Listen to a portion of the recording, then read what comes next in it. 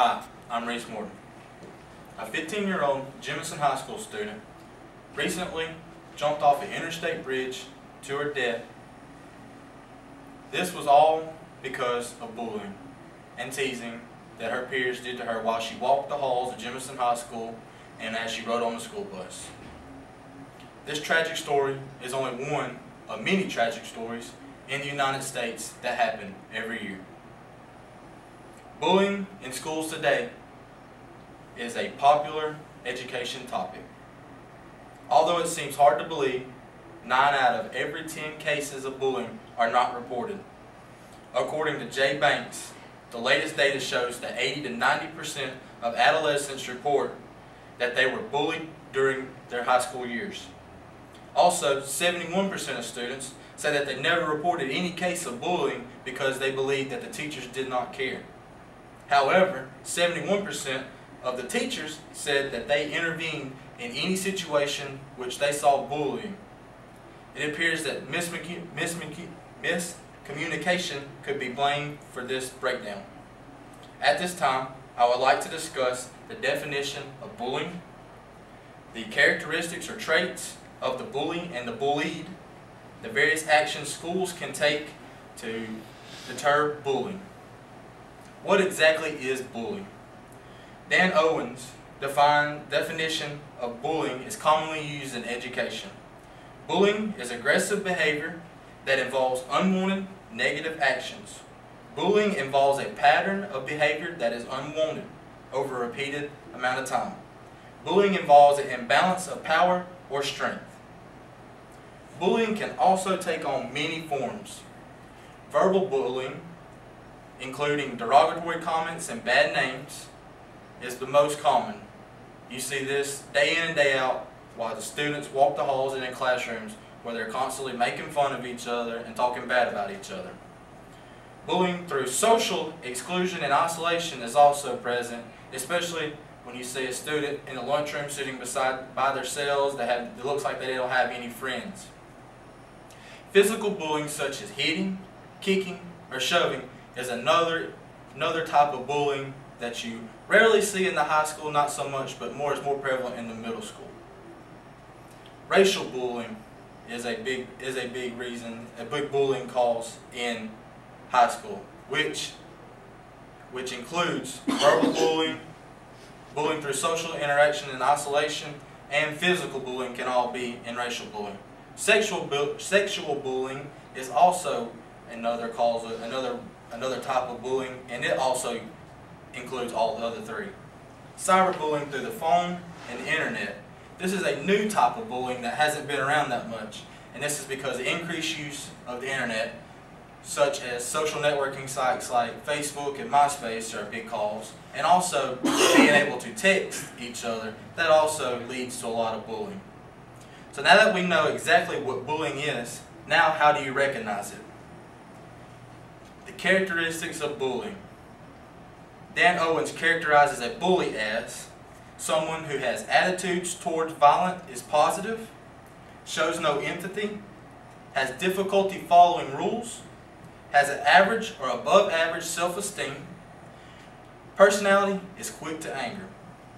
They are also more likely to smoke, to drink, vandalize property, be absent from school more frequently, even drop out of school.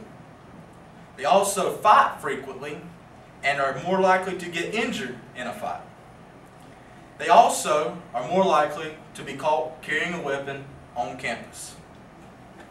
Okay. Dan Owens also characterizes the bully as someone who is withdrawn from socializing. They will also have low self-esteem and are anxious. They are also more likely to be depressed. Susan Lindbergh's research shows that boys are more likely to be physically bullied and girls are more likely to be verbally bullied. Now that we know what we're looking for, what can be done to prevent bullying? What exactly can schools do to prevent bullying? Focus on the school environment first. You must change the social climate, and you also must change the social norms. Number 2, Access bullying in your schools by anonymous questionnaires. Anonymous questionnaires are the best way to get the true numbers of how much bullying is really going on in your school. That way that they do not feel like they're actually getting somebody in trouble, but they can also tell you that they are getting bullied.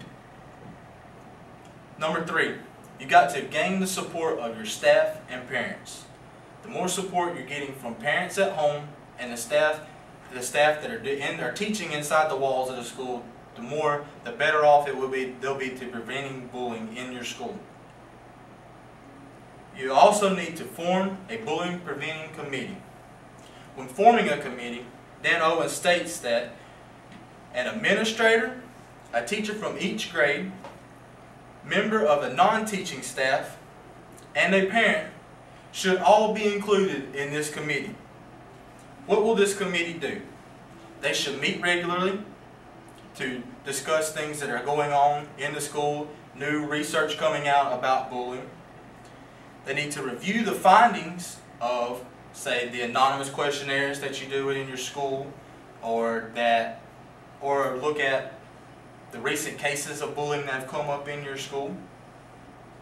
They also need to make a plan plan prevention programs. This would be like getting keynote speakers to come in and speak to your students in the auditorium or something like that.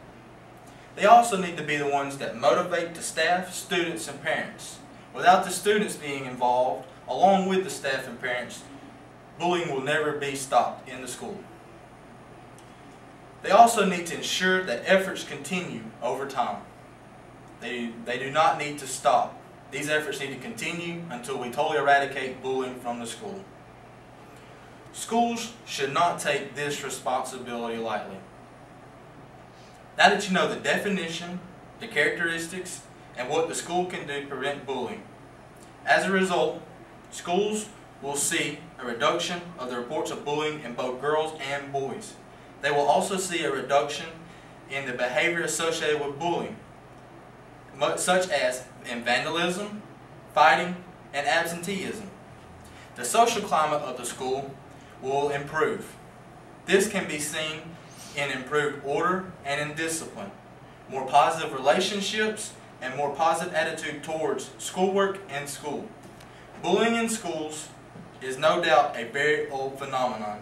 Recently, bullying in schools has received public attention and research. Just like my poster here, everyone is different, and we must respect the difference. Bullying is a big concern in our schools, but luckily it is preventable.